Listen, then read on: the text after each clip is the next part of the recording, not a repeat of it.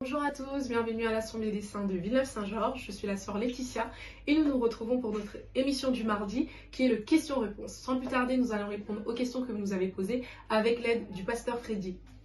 Bonjour pasteur Freddy. Bonjour. Alors aujourd'hui on va parler du baptême. Il y a pas mal de questions qui sont revenues. L'une des premières questions c'est qu'est-ce que c'est le baptême et quand faut-il se faire baptiser?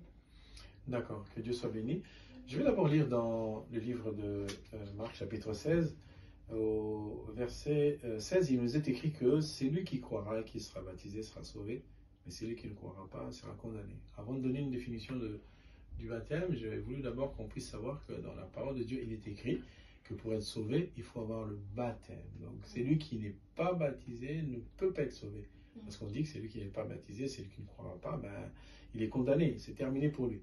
Donc le commencement d'une vie chrétienne, pour savoir maintenant que je vais m'engager et que je serai sauvé un jour, il faut être baptisé. Maintenant, on peut passer à la définition de ce baptême-là. Parce que quelqu'un peut se dire, tiens, je commence ma vie, je me suis fait baptiser, donc j'appartiens au Seigneur.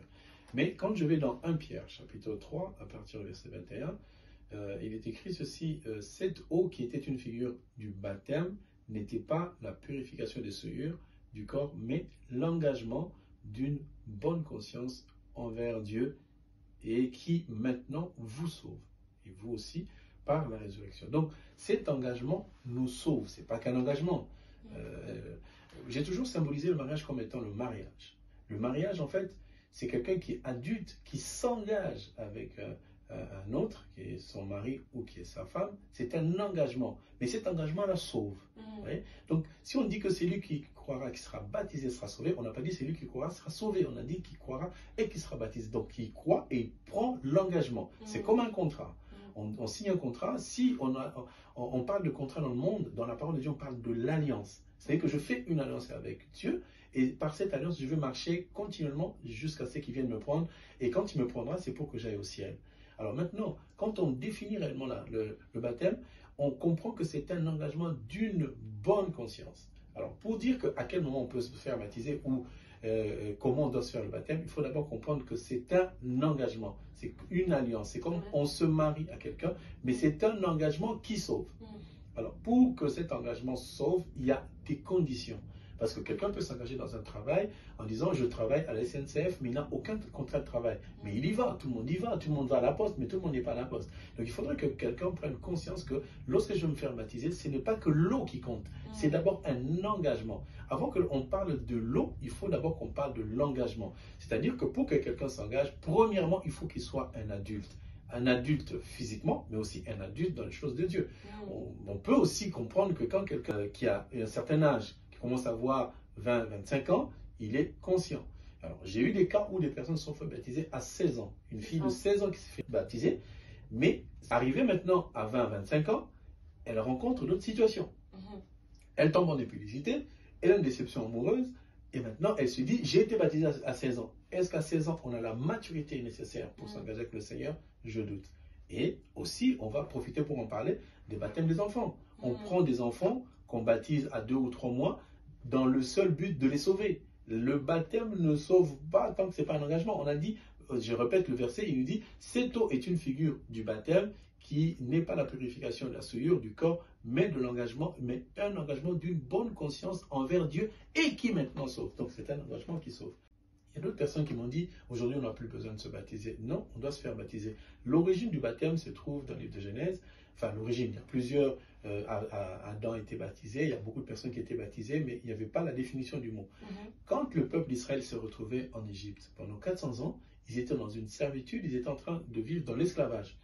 Mais pour sortir, ils avaient beaucoup de choix, il y avait beaucoup de passages par lesquels ils pouvaient sortir, parce qu'ils allaient en Égypte, chaque fois ils revenaient, ils allaient acheter des choses, ils revenaient. Mais le jour où tous devaient sortir, pour témoigner la fin de l'esclavage, ils sont sortis devant la mer Rouge. Quand ils sont sortis de la mer Rouge a été séparée en deux. La Bible déclare qu'ils sont passés à sec. En passant à sec, nous on a vu que c'est juste un passage. Mais quand je vais lire dans 1 Corinthiens chapitre 10, rapidement, parce que chacun doit comprendre, verset 1er, « Frères, je ne veux pas que vous ignoriez que nos pères ont tous été sous la nuée, qu'ils ont tous passé au travers de la mer, qu'ils ont tous été baptisés en Moïse dans la nuée et dans la mer. Tu vois? Donc le fait qu'on dise qu'ils soient passés par la mer Rouge, c'était déjà le signe du baptême. Pour sortir, ils devaient utiliser l'eau. C'est vrai qu'on a dit qu'ils sont passés mais ils sont passés sous l'eau.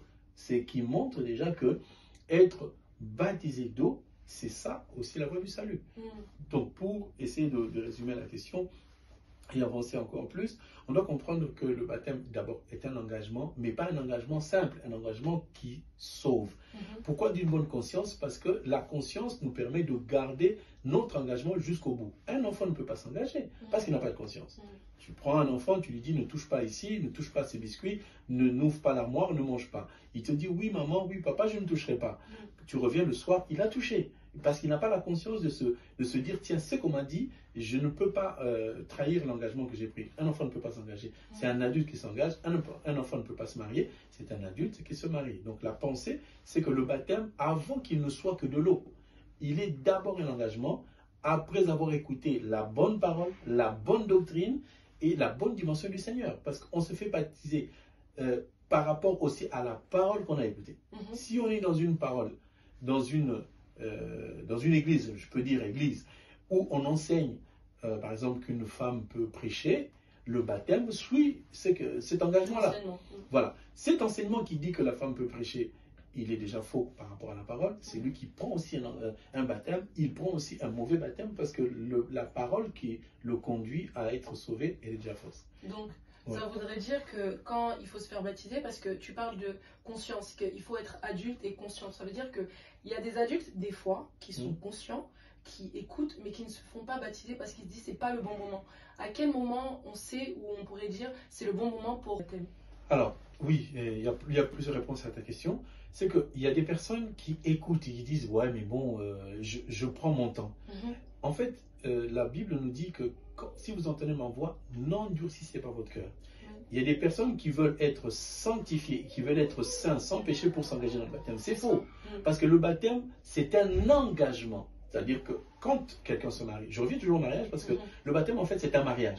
Tu deviens la fiancée d'un homme qui s'appelle Jésus et tu t'engages à l'épouser. Alors, quand une femme, maintenant, prend l'engagement d'accepter de vivre avec un homme, il ne connaît pas cet homme-là.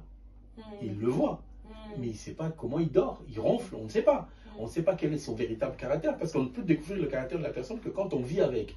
Donc, quand on s'engage avec Jésus, nous, on a l'avantage de savoir que l'on s'engage avec le Créateur, comme il fait des bonnes choses, et rien de mal ne peut nous arriver. Donc, je ne suis pas obligé d'attendre que je sois saint pour me faire baptiser, mais je m'engage à ne pas pécher. C'est un engagement.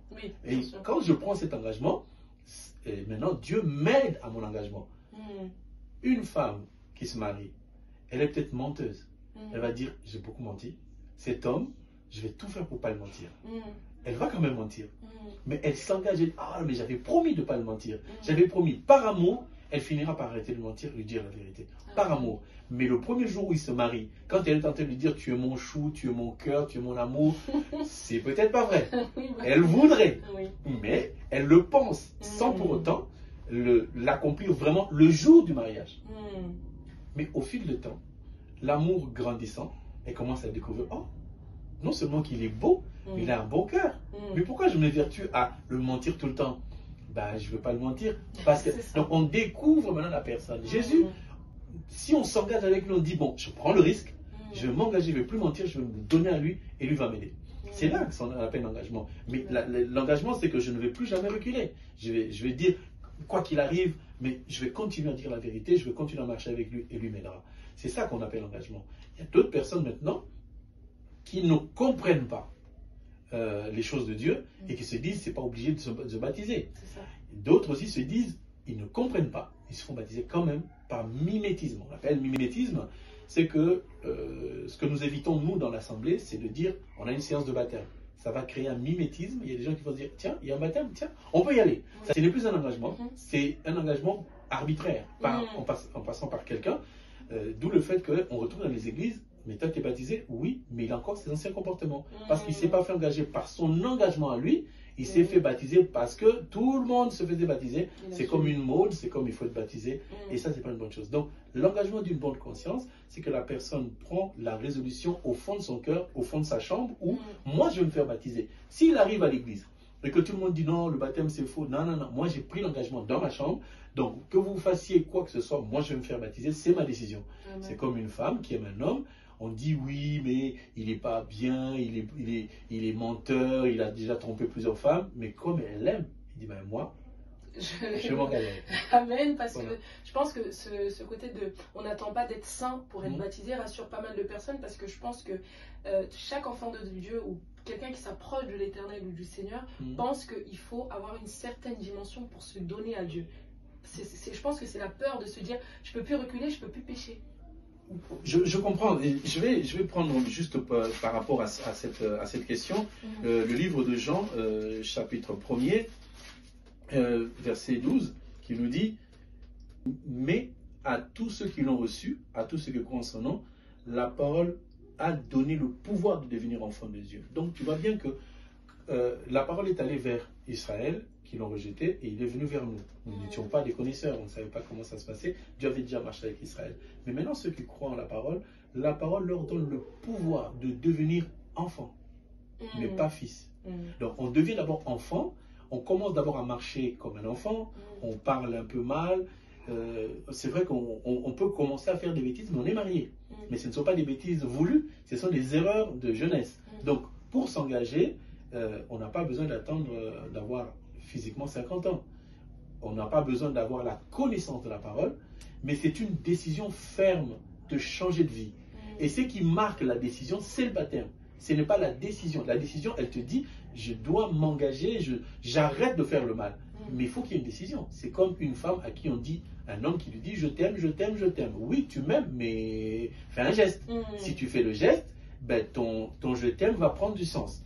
Maintenant, toi, tu aimes le Seigneur, c'est le geste qui va te donner deux effets.